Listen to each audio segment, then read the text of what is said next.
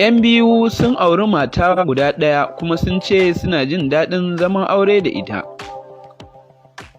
Assalamu alaikum 'yan uwa, barkanmu da wannan lokacin, ya kuke ya haƙurin kasancewa tare da mu. A yau cikin shirin namu muna tafe ne da labarin wasu 'yan biyu wanda suka auri mata guda ɗaya kuma har suka ce suna jin daɗin zaman aure tare da ita. Kafin mu je cikin shirin, idan wannan shine farkon zuwanku wannan gidan, zan so ku duba sama, za ku ga inda aka rubuta follow sai ku danna. Wannan zai ba da dama daga zarar mun ɗora abu kuna gani a kowane lokaci. Abin mamaki dai baya taɓa ƙarewa a wannan duniyar, kuma kullum labarai na mamaki da al'ajabi sai daɗa faruwa suke. Wasu idan mutum ya ji, zai daɗe yana tunanin abin, yayin da wani abin kuma idan mutum ya gani ko ya ji, maimakon ya bashi mamaki ma sai dai ya bashi haushi ko takaici.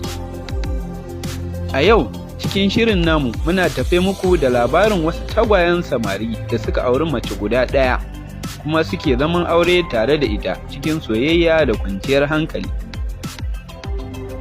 Abin kam akwai mamaki a ce maza biyu sun auri mace guda, to amma su waɗannan tagwayen sun ce hakan da suka yi daidai ne, domin suna son matar tasu kuma suna jin daɗin zaman aure tare da ita.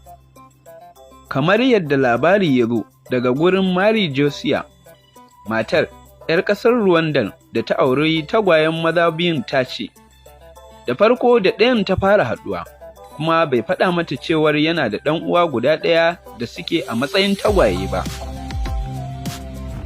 Matar ta sake cewa kafin abin ya faru ba su taɓa zuwa shira tare ba.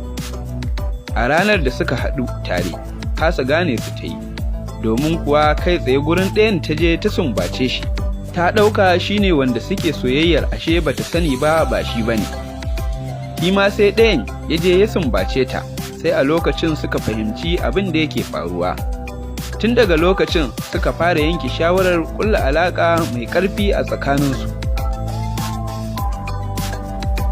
Ba a samu wata matsala ko tangarɗa ba daga wajen waɗannan 'yan biyun na cewar za su auri mace guda ɗaya, haka ma bayan an yi auren.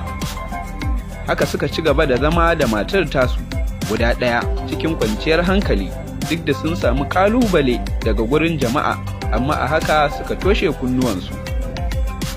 To jama'a, mu kasance tare da ku a wani sabon shirin.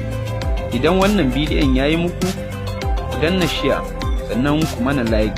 Ku bayyana mana ra'ayinku ta akwatin comment. Mun gode.